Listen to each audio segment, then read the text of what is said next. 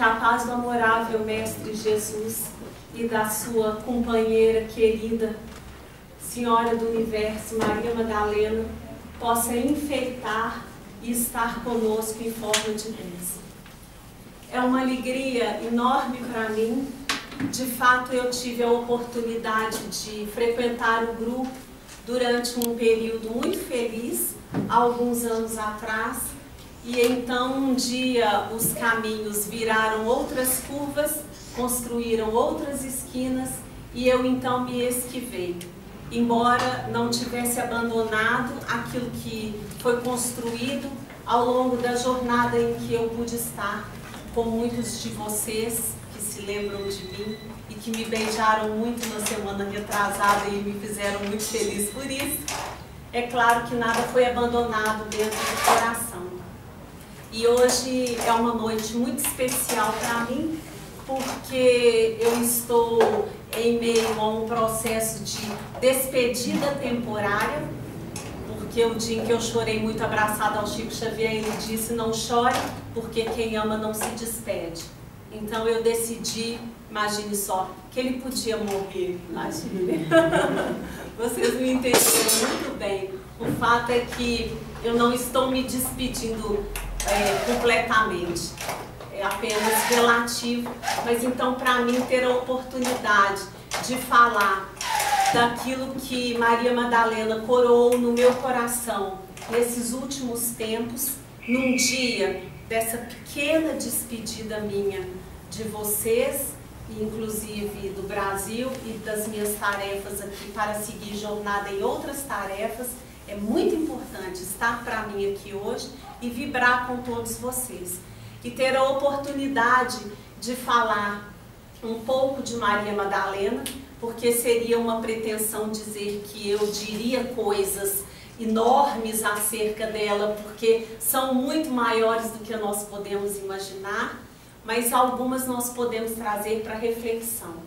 E assim como eu aprendi, né, nesses últimos dias da minha jornada, mais coisas com ela e tive a oportunidade de canalizar através de uma música, então hoje nós vamos compartilhar sobre isso. Bom, para iniciarmos o estudo, eu fiz uma escolha que foi a seguinte. Esse livro que se chama Doutrina Espírita, no Tempo e no Espaço, ele tem verbetes como um dicionário. Nós procuramos realmente como um dicionário palavras, e ali as palavras são conduzidas acerca daquilo que elas têm como significado ao longo de inúmeras obras que têm esse apelo que nós temos, que é o apelo espiritual diante da leitura dos significados. E então eu procurei a título de procurar, digamos assim, mas para minha surpresa, o que eu procurei a título só de procurar, realmente tinha aqui, mulher. Eu queria achar essa palavra, mulher. Mas nós não vamos falar de mulher porque não falamos de homens. Ao longo dos estudos, eu sei que vocês têm aprendido muito isso. Dizer de um sagrado feminino não é não dizer de um sagrado masculino. E eu tenho aprendido muito que dizer das minhas luzes é amar as minhas sombras. Elas me acompanham e são elas que, aos poucos, muito bem equilibradas, as minhas luzes, fazem com que a minha jornada seja uma jornada melhor a cada dia. Então, eu escolhi esse verbete porque Maria Madalena representa o sagrado feminino. Não porque eu não diria de homens. Combinado? Pois bem, então o verbete diz assim: mulher é um ser humano do sexo feminino, aquela que atingiu a puberdade, a esposa, a amásia, a companheira. Caracteriza-se por constituição física diferenciada, uma compleição um pouco mais delicada, que serve de vestimenta carnal a espíritos cuja tarefa deve ser também desempenhada e exclusivamente, nesse caso, como mulher. Então, olha que interessante. Uma primeira definição bem branda. E aí nós continuamos assim: o espírito não tem sexo. Então já estamos aqui felizes em comungar em sermos homens e mulheres em um só. O espírito não tem sexo, repito. O seu reencarne pode ocorrer ora sob forma masculina, ora sob forma feminina, de acordo com os compromissos, de acordo com o aprendizado, os débitos, tarefas assumidas, assim diante da finalidade da evolução. Muito bem, vou continuar. Daqui a pouco fica menos árido, mas eu preciso ler isso porque isso é estimulante para nós. Allan Kardec fala sob uma luz da seguinte maneira: de todas as doutrinas filosóficas e religiosas, o Espiritismo é a única que estabelece os seus direitos sobre a própria natureza, provando a identidade do ser espiritual nos dois sexos. Não em um ou em outro, mas nos dois, em um. Desde que a mulher não pertence a uma criação distinta, que o espírito pode nascer homem ou mulher à vontade, conforme o gênero de provas que venha se submeter para seu próprio adiantamento. Que a diferença não está senão no invólucro exterior, somente, que modifica então as suas aptidões. Logo, da identidade na natureza do ser, necessariamente há que se concluir pela igualdade dos direitos, já que são um. Olha que lindo isso. Isso decorre não de simples teoria, mas da observação dos fatos, do conhecimento das leis que regem o nosso mundo e o mundo espiritual. Encontrando os direitos da mulher, uma consagração na doutrina espírita, fundada nas leis da natureza. Daí resulta que a propagação dessa doutrina apressará a sua emancipação e lhe dará de maneira estável a posição social que sempre lhe pertenceu, ainda que não fosse usufruída desta maneira. A igualdade, pois, dos direitos e das atribuições é a mesma. Deus dotou cada ser como um organismo apropriado ao papel a ser desempenhado naquela encarnação. O da mulher é tratado por sua organização, o que não é mais nem menos importante que o do homem. Há, pois, atribuições que são mais características, tanto para o homem quanto para a mulher, dentro de sua própria natureza. Mas essas atribuições implicam deveres que esses sexos não poderiam cumprir eficazmente em seu papel. Ora, aqui está algo muito interessante para nós pensarmos, para não ficar tão árido dentro da leitura, mas que precisava ser dito. Eu tive essa necessidade de dizer. Não importa então se é homem ou mulher, o que importa é sabermos que somos um, e é isso que dentro dos verbetes está sendo reforçado através de Kardec, reforçado através da história que muitas vezes se perdeu no caminho. Sei que nós a conhecêssemos e soubéssemos do papel tão importante que uma mulher e um homem conseguem dividir ao mesmo tempo. Dentro de cada necessidade que um organismo tem, se diferenciando como homem e mulher, mas jamais como homem somente ou mulher somente. É esse o grande recado.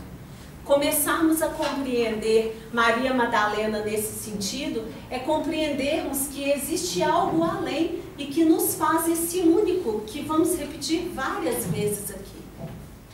Porque a mulher carrega uma centelha e o homem outra, porque naquele momento são homem e mulher. Mas a grande centelha divina, ela está na nossa encarnação e, portanto, somos homem e mulher em um só. Em necessidades diferenciadas conforme a encarnação que nós estivermos. Não porque nascemos homem porque agora somos mais evoluídos, ou nascemos mulheres porque somos mais amáveis. Não, diante da nossa necessidade de nascermos homens e mulheres. E aí, o mais bonito que nós temos aprendido na figura de Madalena é acatar dentro dessa unicidade que somos ali naquele momento, quando trazemos sermos dentro de nós, embora o invólucro seja de mulher, trazermos dentro então de nós homem e mulher. E embora o invólucro ser de homem, trazermos homem e mulher. Isso parece uma repetição infinita, mas isso é tão importante que seja dito e dito e dito muitas vezes. Porque o início das nossas ofensas começa quando nós, dentro de nós, nos disparimos dessa imagem, como se uma imagem fosse melhor ou mais importante que a outra. E olha, o que faz da fruta ser importante é o que está no sumo e o que está na casca. Não é só o que está do lado de dentro. Hoje, na culinária, nós conseguimos fazer coisas que foram abandonadas de outros tempos, que era comer do talo ao talo, se vocês entendem. Não há nada que se abandone. Então, não há superficialidade, há apenas um invólucro. É somente isso. Então, sermos homem e mulher é sermos em nós mesmos um, com as necessidades exteriores de cada encarnação. Assim nós amamos melhor, compreendemos melhor aquele que é homem e aquele que é mulher. E é uma compreensão de dentro para fora. Entretanto, a nossa história, ao longo das histórias, fez com que, muitas vezes, as figuras, tanto masculina quanto feminina, fossem deslocadas dos seus lugares de importância. Por algumas vezes, para dizer que uma era mais importante que a outra, ou que a outra era mais importante que uma. Muitas vezes na história, houve essa caminhada por uma necessidade do homem, no sentido do ser humano, ainda pequeno, ainda no seu egoísmo, ainda nesse mundo que nós chamamos do mundo do próprio umbigo. Por essas necessidades, a história traçou um esquema que hoje nós não precisamos mais utilizá-lo, mas nós precisamos respeitá-lo e entender que nós compreendemos diferente. E que há uma entrega nesse sentido. Pelo menos aqui, nós nos propomos a estudar exatamente para isso. Então, nós conseguimos enxergar um pouco mais. Por quê? Porque ao longo da nossa história, nós teríamos... Vamos fazer uma linha interessante. Outro dia sim, não, né? Todos os dias, quase, minha vida na sala de aula é baseada nas afirmações que eu vou fazer aqui agora. É impressionante, mas serve para tudo que eu vou fazer. Primeiro, nós vamos pensar lá na Grécia. Eu não sei pensar sem passar na Grécia. Isso deve ser o mal da filosofia e depois o mal adquirido da psicologia e, por sua vez, da antropologia. Não tem como, não raciocino. Então, vamos pensar assim. Primeiro, o homem dizia, vamos ver Tales afirmando, Tales chamado Tales de Mileto. O sobrenome não é de Mileto, eu adoro falar isso, é porque ele era da cidade de Mileto. E aí a gente acaba ganhando sobrenome do lugar de onde nós viemos, né? Eu, por exemplo, em alguns lugares sou Grazi Galeno. Ô, Bruno, um dia me dá a honra de ser Bruna da Grazi. Claro! Agora! Eu vou ser Grazi da Bruna também. Mas eles também falam Ismael Galeno. Eles falam, tem como, né? Cada um. Mas é gostoso, dá uma honra, não daquele orgulho traído, dá uma honra diferente, uma honra gostosa de nós sabermos que é um grupo. E que é um grupo que se comunga pelos pensamentos quando está distante fisicamente. Por isso é que é muito bom. Então, Tales dizia a seguinte frase. E vocês vão perguntar por como que eu vou chegar na Madalena depois de tudo, né? Pode deixar que eu vou chegar. Ó, tudo é água. Sabe o que é isso? A primeira maneira como o pensamento se viu pensando. Uma afirmativa que fosse única em si. Quem aqui é filósofo? Não tem? Ó, tem a Madá, né? A Madá Madalena. Ah, então pronto. Então olha só, tudo é água, é um jeito de afirmar.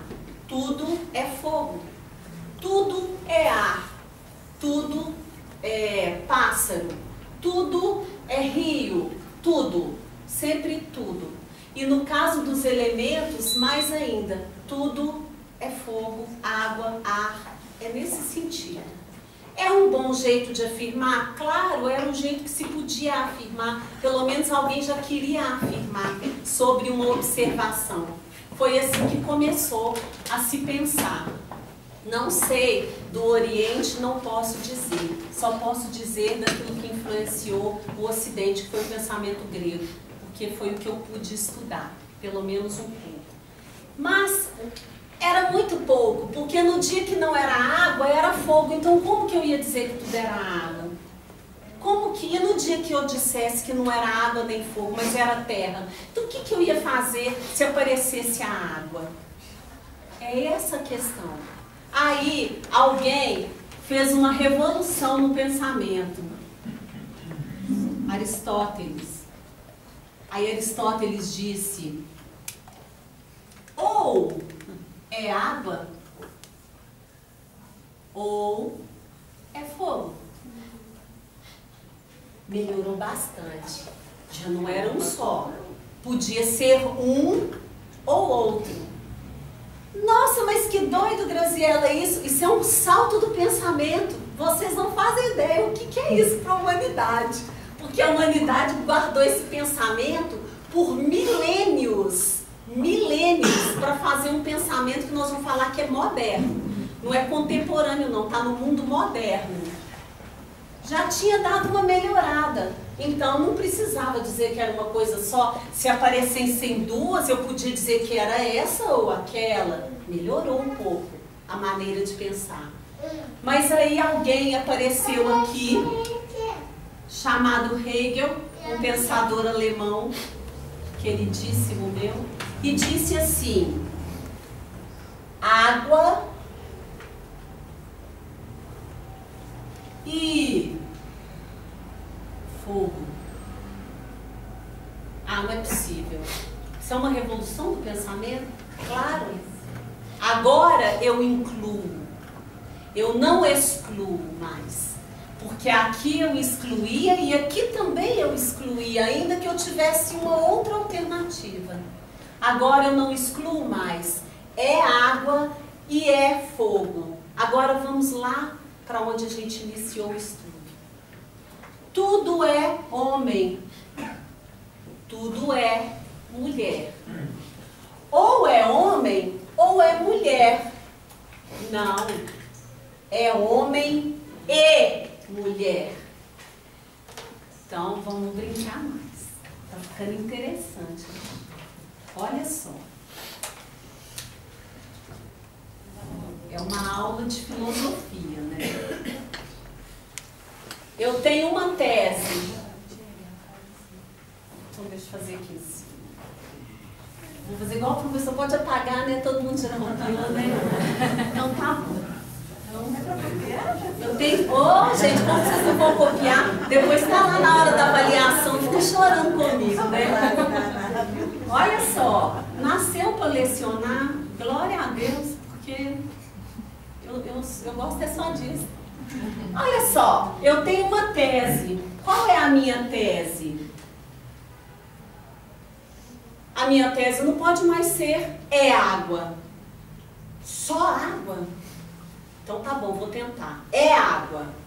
Mas e se eu quiser fazer que não é uma água, eu tenho uma antítese?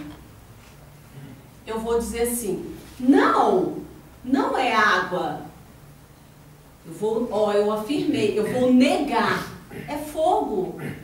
Olha, neguei. É fogo, não é água não. Mas aí Hegel fez a dialética e disse assim, quem vai ser o terceiro elemento que vai negar quem estava negando? O que vocês aprenderam de matemática? Que quem nega quem está negando vira o quê? Positivo.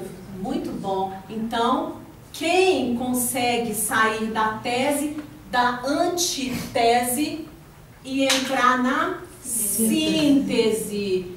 Quem faz síntese faz o quê? Junta os dois. Eu tenho uma síntese. Qual? É água e fogo. Olha que lindo. É homem e mulher. Graciela, mas e o que a Madalena tem a ver com isso? Eu sei que vocês estão aí pensando que doideira é essa do Ismael. Ninguém mandou me chamar. Então agora eu pensei que se fosse um pensamento dialético, Madalena. É um pensamento madalético. Pronto, gostei. Olha só, esse daqui é um conceito. A gente cria assim, ó, tese, antítese, conceito. Qual é o conceito? Conceito madalético. Madalena amou. Ponto. Jesus amou. Ponto. Ninguém disse que tinha que ser porque era homem ou mulher ou porque amava homem ou mulher. Amou. Amar em si já é trazer uma dialética. Olha aqui, olha a minha síntese. Eu preciso amar, eu amo. Amar não é escolher aquilo que se ama. Amar é amar. E isso não é um pleonasmo. É de uma gravidade enorme nós pensarmos e fazermos uma reflexão sobre isso. Então, se um dia as mulheres foram importantes, e aí um outro dia elas pareciam não ter importância, e aí um outro dia elas foram importantes, assim como a jornada masculina também teve isso. O problema é que nós separamos as luzes das sombras. Não há que separar. Sabe o que faz uma pintura ser bonita? É ela ter luz e sombra. Sabe por quê? Da profundidade. A minha dificuldade em pintar o manto de Madalena era saber onde estava a luz para fazer luz e sombra. E ser entendido que ali era um manto e não uma figura chapada. Nossa, Graziela, quantas dialéticas. A vida é isso. A grande beleza é essa. Então Jesus amou. Não amou só porque era Pedro. Não era só porque era Pedro. Como nós necessitamos ao longo de um tempo descartar uma figura que teve uma importância imensa na vida dele, que foi Madalena. Todo mundo, ou pelo menos as pessoas que eu conheço, todos já me disseram que assistiram o Código da Vinci e tal, todo mundo comenta, e aí as pessoas acham, tem uns que dizem que é uma viagem na maionese e tal, essas coisas assim. Independente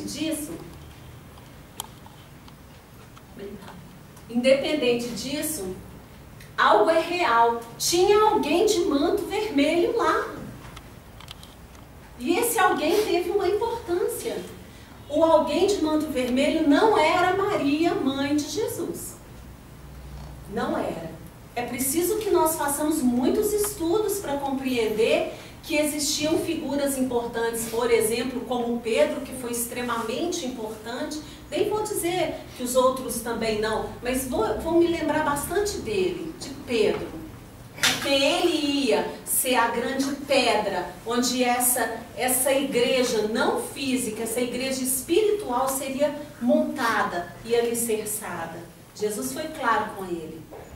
Mas não era só a figura de Pedro. Havia uma figura feminina por trás de toda uma caminhada. E olha, a figura feminina foi tão forte que a primeira pessoa a ver Jesus nos famosos 3 dias ressuscitou, e aí nós temos várias maneiras de citar isso, de cantar, de aprender, de sermos catequizados ou o que for. Não foi um homem no sentido do invólucro. Quem viu Jesus foi a mulher. E num tempo em que as mulheres não tinham o apito no bolso, sabe? Eram os homens que apitavam. Mas será por quê? Quem subiu até o finalmente do Gólgota, que é a famosa Montanha das Caveiras, onde a cruz foi colocada, quem subiu e ficou lá foram as mulheres. Ah, então elas são melhores? Não, eu apenas gostaria de lembrar que elas existiram, é somente isso. Porque quando nós lembrarmos a que Maria Madalena foi reduzida, é bom que nós lembremos primeiro que essas mulheres acompanharam esse processo. E é tão passível de ser compreendido que eu me recordo de vários estudos aqui no Ismael, nos quais muitas figurações foram feitas dentro das leituras em que as mulheres apareciam na vida de Jesus. Eu me recordo de vários estudos. O de Marta, então, nossa, um dos que eu mais guardei. Foi muito marcante. Então, significa que houve mulheres também nesse sentido, mulheres que acompanharam porque amaram.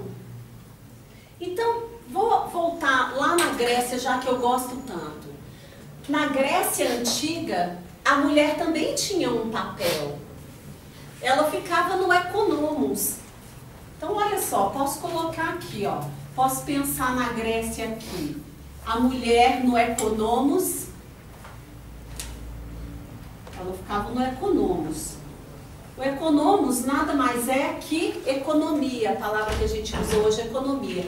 A mulher ficava aqui, ó. Ela ficava em casa. Economos é casa. Ela ficava em casa, fazendo alguma coisa, que nós vamos relembrar. O homem ia para fora, ele ia para polis. Fazer o que na polis? Duas coisas. Ele ia para o saber. Qual saber? O saber no sentido acadêmico mesmo. Ele ia pensar. E ele ia fazer polis, política. Então, o que ele fazia lá na rua? Política significa negociar. Olha que bacana. A mulher ficava tomando conta das ordenações do lar. Mas o lar, quando nós falamos aqui, são todas as organizações, inclusive aquelas que hoje, muitas vezes, os homens assumem. E as mulheres voltaram a assumir há 100 anos atrás. Porque os homens eram provedores. Os homens gregos não são provedores. Provedores, nesse sentido material. Eles não são. Por quê? Porque eles são sublimados. Eles têm que pensar e pensar o Estado. Fazer política, pensar o Estado. Qual seria o estado ideal? Enquanto isso, a mulher estava em casa, fazendo a casa andar. Não eram só os filhos, não. É no sentido em que hoje a gente conhece um homem provedor do lar, que vai lá, trabalha e traz o dinheiro e tal. A mulher aqui, ela provia tudo mentalmente da casa. Agora, eu não preciso desse ou desse. Eu preciso de um elemento importante. Um elemento que tenha os dois. Tem algo aqui, ó, que tem que ser pensado ainda. E que foi partido. Então, se a Grécia está antes de Jesus, na linha do tempo, a mulher que tinha uma importância aqui, toma somente a importância de ser objeto, exclusivamente. Ela se torna objeto. Imaginem caminhando da Grécia, imaginem Roma, se apossando de tudo isso daqui, de todos esses conceitos gregos, de toda a filosofia, e nós vivendo num tempo romano. As mulheres se tornam objetos de posse, aqueles que a gente compra, entrega, faz casamento, não gostei, eu devolvo. Mas se o marido fosse chato, a mulher não podia devolver. Mas o homem podia devolver a mulher. Ela era tratada como um objeto do economos. Ela não era a pessoa do economos, ela se tornou um objeto de lá de dentro. Isso é muito importante para nós. Para poder chegarmos em Roma, entendermos essa mulher que perdeu, ela tinha sentidos aqui, assim como o homem, não era dessa sabedoria do pensar. Ela tinha sentidos aqui que eram sentidos das deusas. Elas eram mágicas. Elas eram aquilo que nós chamamos hoje de premonição, de adivinha, mas não é adivinha do nada, não. É de uma magia, de compreensão